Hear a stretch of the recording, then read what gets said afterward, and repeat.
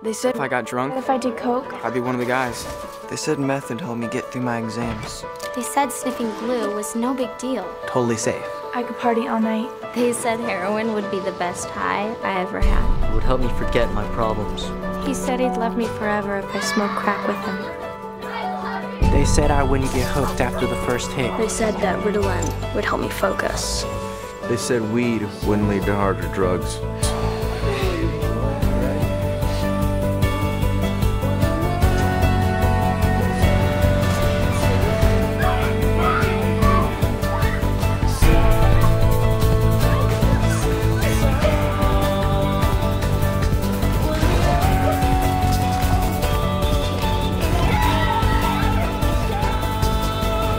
They lied. They lied. They lied. He lied. Find out the truth about drugs. Drugfreeworld.org. Drugfreeworld.org.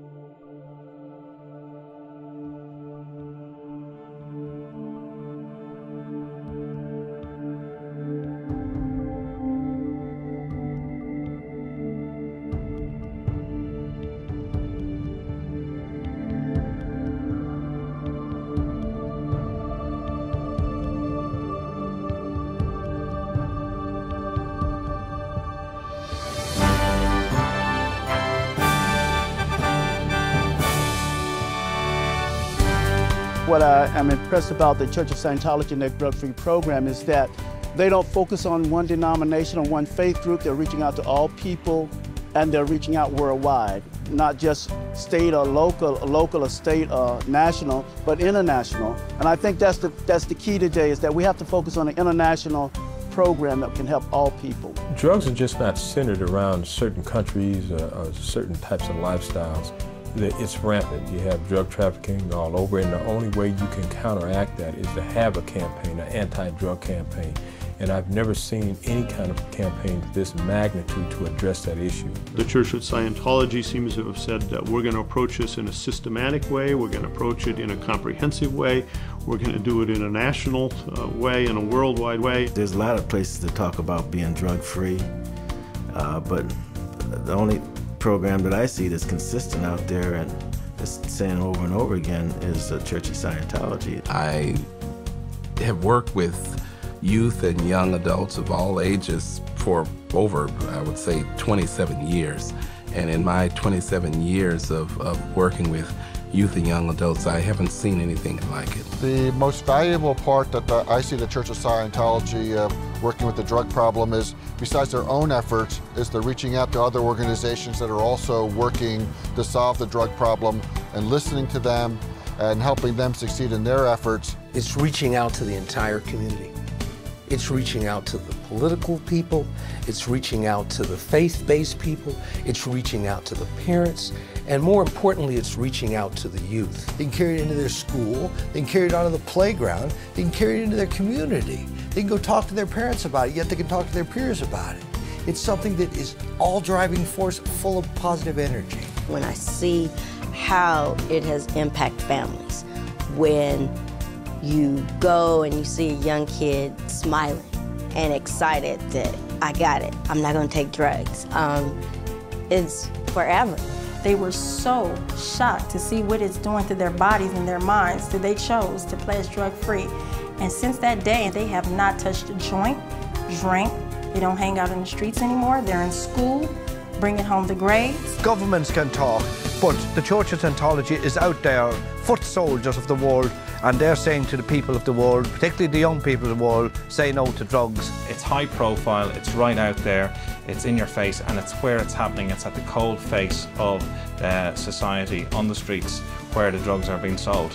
And it's also backed up with the informational booklets. These books, I can say that they are very informative, and they are going very deep inside the head of people. They're telling what's happening inside when you are using drugs. You can take it in, you can absorb it, and you can come back with that stuff yourself. You come up with some of those facts and you think, oh, I've learned something. And you can really learn from those booklets. Even the printers were asking me, where these booklets were being distributed, could they have some? And I realised it had quite an impact on not only the printers being fathers and mothers, that they could actually take it into their schools. I didn't see any organization, including the state, who is doing the job. But the Scientologists were working on the ground to save people and youth from drugs. I see the result. The results are well registered and it cannot be compared to the other campaign organized by the other organizations, since the results are more practical and more effective. The campaign of Scientology represents a keystone for the construction of a fence against death and drug culture, and represents also an important step for life culture.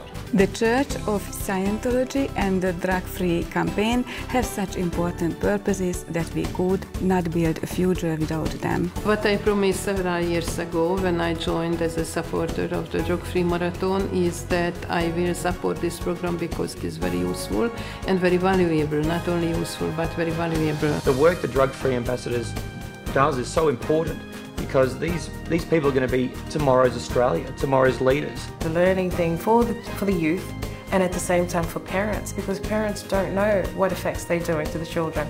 So for me, my involvement is personal, and at the same time I will do anything to get this information out there. I believe these programs should be into our curriculum, in our school education curriculum, definitely on our Manai program, all training programs in this country. Where I am, the rate of people coming off the drugs is about 80%. You see, just because of information, you see, you get the ripple effect. When they are smart, people think 911. So if hear anti-drug, they think Church Scientology. I have been working with the anti-drug campaign of Scientology, and we have really changed the way of life of youth and parents. We are creating a drug-free society. The anti-drug campaign